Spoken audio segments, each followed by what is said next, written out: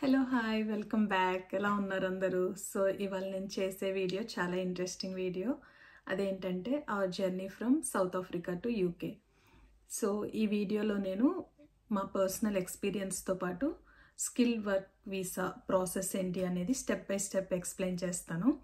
So video చివరి వరకు skip చేయకుండా చూడండి. ఎవరైతే అబ్రాడ్ వెళ్ళే ప్లాన్స్, యూకేకి వెళ్ళే ప్లాన్స్ ఉన్నాయో this video will be very helpful.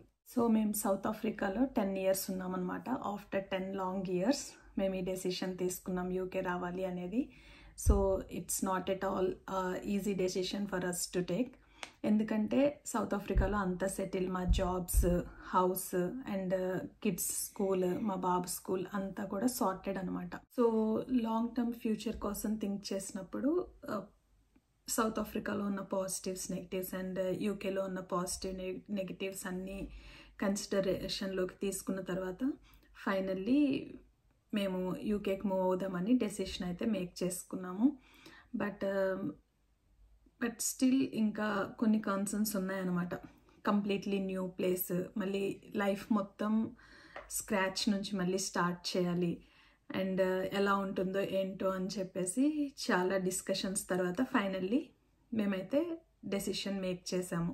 So మేము యూకే కన్సిడర్ చేయడానికి రీజన్స్ ఏంటంటే మేము ఎలా థింక్ చేసామంటే కిడ్స్కి better education and mainly safety and also మా కెరియర్ గ్రోత్ పరంగా కూడా బాగుంటుంది అని చెప్పేసి మేమైతే యూకే ప్రిఫర్ చేసాము. సౌత్ ఆఫ్రికాలో కూడా బాగుంటుంది కానీ బట్ కొంచెం ఆ సెక్యూరిటీ అనేది కన్సర్న్ ఉండేది. And education also comparing to UK and South Africa, UK education చాలా బాగుందన్నమాట, ఎడ్యుకేషన్ సిస్టమ్ అనేది. సో ఇవి మెయిన్ రీజన్స్ మేము యూకే కన్సిడర్ చేయడానికి.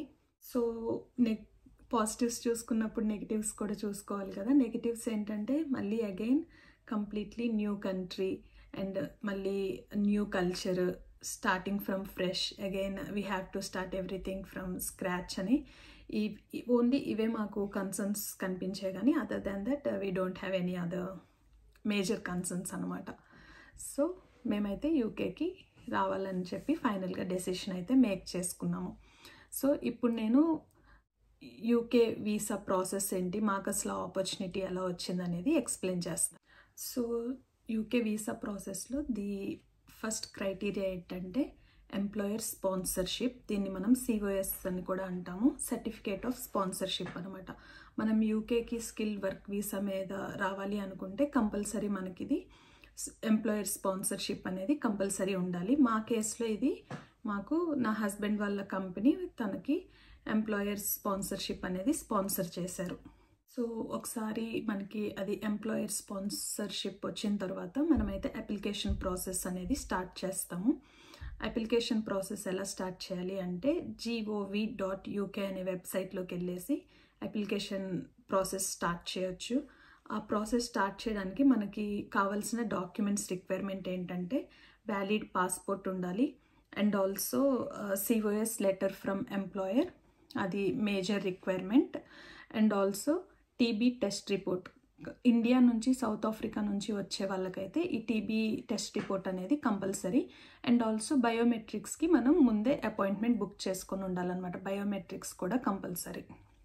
సో ఈ 4 మెయిన్ వ్యాలిడ్ డాక్యుమెంట్స్ మనకి రిక్వైర్మెంట్. ఫీస్ అండ్ కాస్ట్ ఎలా ఉంటుంది అంటే మనమే వీసా ఫీ అనేది పే చేసుకోవాలి. మీరు gov.uk ఆ వెబ్సైట్లో చూస్తే మీకు ఫీ స్ట్రక్చర్ అదంతా కూడా క్లియర్గా ఉంటుంది. ఇంకోటి, మనం వీసాకి అప్లై చేసేటప్పుడే మనం 3 years వీసా అప్లై చేస్తుంటే 3 yearsకి, 5 years అయితే 5 yearsకి యూకేకి IHS అని ఉంటుంది. IHS అనేది కంపల్సరీ మనం పే చేయాలన్నమాట. ఇది వీసా ఫీతో ఇంక్లూడ్ ఉండదు, ఇది సపరేట్లీ మనం పే చేయాలి. ఎన్ని ఇయర్స్కి అయితే అన్ని ఇయర్స్కి. మేము వచ్చేటప్పుడు మేము అడల్ట్కి నియర్లీ 800 అట్లా పే చేసాము. బట్ ఇప్పుడు IHS అనేది చాలా పెరిగింది. లేటెస్ట్గా ఎంత ఉందో ఏంటో మీకు తెలియాలి అంటే సో ఆన్లైన్లో చెక్ చేయండి. సో ఈ IHS ఫీ ఎందుకు మనం పే చేస్తాము అంటే యూకేలో హెల్త్ అనేది మనకి ఫ్రీ అనమాట. హాస్పిటల్స్ ఇవన్నీ NHSని యాక్సెస్ చేసుకోవడానికి IHS ఫీ అనేది మనం పే చేస్తాము. ఇంకో రిక్వైర్మెంట్ ఏంటంటే మనకి ఫ్లైట్ టికెట్స్ అండ్ ఇనిషియల్గా మనం యూకే వచ్చినప్పుడు ఎక్కడ ఉంటున్నాము ఏంటి ఇవన్నీ కూడా మనమే చూసుకోవాలన్నమాట. ఇదంతా కంపెనీ ఏమీ స్పాన్సర్ చేయలేదు మాకు. మా ఓన్ పాకెట్ నుంచి మేము ఫ్లైట్ టికెట్స్ కానీ ఇక్కడికి వచ్చిన తర్వాత అకామిడేషన్ అవన్నీ ఇనిషియల్గా ఏంటి అనేది అంతా కూడా మేమే పే చేసుకున్నాము. సో ఈ వీసా ప్రాసెస్లో మా హస్బెండ్ మెయిన్ నేను పిల్లలు డిపెండెంట్ వీసా అనమాట. నాకు పిల్లలకి డిపెండెంట్ వీసా వేసుకొని వచ్చాము. సో డిపెండెంట్ వీసాకి కూడా సేమ్ డాక్యుమెంట్స్, మనకి మెయిన్ అప్లికెంట్కి ఏ డాక్యుమెంట్స్ అయితే రిక్వైర్మెంట్ ఉందో డిపెండెంట్ వీసాకి కూడా same valid passport, biometrics, TB test ఇవన్నీ compulsory. Processing time usually 3 to 8 weeks పడుతుంది. బట్ మా కేసులో అయితే మాకు ఆల్మోస్ట్ 12 వీక్స్ పట్టింది. ఎందుకంటే అది కోవిడ్ టైం, మేము 2021లో వచ్చాము. ఒకటి ఇంగ్లీష్ ప్రొఫిషియన్సీ అని చెప్పేసి ఒక సర్టిఫికేట్ కావాలి మనకి యూకేకి మూవ్ అవ్వడానికి. మాకు ఆ సర్టిఫికేట్ రావడానికి ఎందుకో యూనివర్సిటీ నుంచి అట్లా రావడానికి టైం పట్టిందనమాట. ఓన్లీ ఆ ఒక్కటి టైం తీసుకోవడం వల్ల మాకు ప్రాసెస్ అనేది టైం తీసుకుంది కానీ, but other than that everything went so smoothly, ఎటువంటి కాంప్లికేషన్స్ ఏమీ లేవు.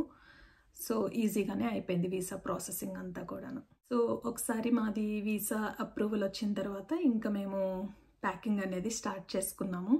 So 10 years in south Africa, 2012 to 2021 అనమాట. సో మొత్తం 10 years మా లైఫ్నంతా కూడా ఒక 6 సూట్ కేసుల్లో ప్యాక్ చేసుకొని యూకేకి అయితే వచ్చాము.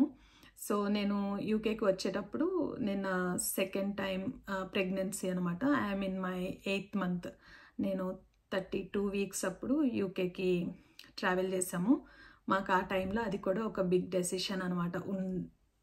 ఉండాలా వెళ్ళాలా, కరెక్ట్ డెసిషనే మేక్ చేసుకుంటున్నామా లేదా అని చెప్పేసి. బట్ ఫైనల్లీ మేము తీసుకున్న డెసిషన్ అయితే మా ఫ్యూచర్ కోసం, కిడ్స్ ఫ్యూచర్ కోసం, నో రిగ్రెట్స్, మేము మంచి డెసిషనే తీసుకున్నాము. సో యూకేకి వచ్చిన తర్వాత నా ఫస్ట్ ఇంప్రెషన్, ఫస్ట్ రాగానే weather, South Africa climate India క్లైమేట్కి చాలా సిమిలర్గా ఉండేది. బట్ యూకే క్లైమేట్ అనేది కంప్లీట్లీ డిఫరెంట్. మేము అక్టోబర్లో వచ్చాం కాబట్టి ఇట్స్ ఆల్మోస్ట్ వింటర్ స్టార్టింగ్ అనమాట. చాలా ఎర్లీగా చీకటి పడేది. And also completely new place, అంత అడ్జస్ట్ అవ్వడానికి అయితే డెఫినెట్లీ మాకు టైం పట్టింది. సో టఫ్ డెసిషనే, but looking back I feel like we have taken right decision for our family అనిపిస్తుంది ఇప్పుడు. సో ఇది మా స్టోరీ. సో సౌత్ ఆఫ్రికా నుంచి యూకేకి ఎలా మూవ్ అయ్యామో ఈ వీడియోలో నేను అంతా మీకు ఎక్స్ప్లెయిన్ చేశాను. సో మీకేమన్నా డౌట్స్ ఉంటే కనుక, ఇంకా వీసా ప్రాసెసింగ్ గురించి కానీ ఇంకా ఫర్దర్ ఇన్ఫర్మేషన్ ఏమన్నా మీకు కావాలన్నా కూడా ప్లీజ్ కామెంట్స్లో కామెంట్ చేయండి. సో నాకు తెలిసిన అంతవరకు నేను I will try to reply you back. ఈ వీడియో మీకు నచ్చింది అనుకుంటున్నాను. సో మీలో ఎవరైనా ఇట్లా అబ్రాడ్ యూకేకి రావాలి అనుకుంటే మీకు ఈ వీడియో యూస్ఫుల్గా ఉందని అనుకుంటున్నాను. మీకు ఈ వీడియో కనుక నచ్చినట్లయితే please don't forget to like, subscribe and share with your family and friends. చాలామంది ఇప్పటికీ ఇంకా 45% పీపులే సబ్స్క్రైబ్ చేసిన వాళ్ళు వాచ్ చేస్తున్నారు. Please support me, please to subscribe to my channel. ఇలాంటి ఎన్నో ఇంట్రెస్టింగ్ అండ్ డైలీ వ్లాగ్స్, చాలా ఇంట్రెస్టింగ్ వీడియోస్ వస్తాయి. Thanks for watching. Take care. Bye bye. మళ్ళీ నెక్స్ట్ వీడియోలో కలుసుకుందాము. అంతవరకు stay positive and be kind to everyone. Thank you.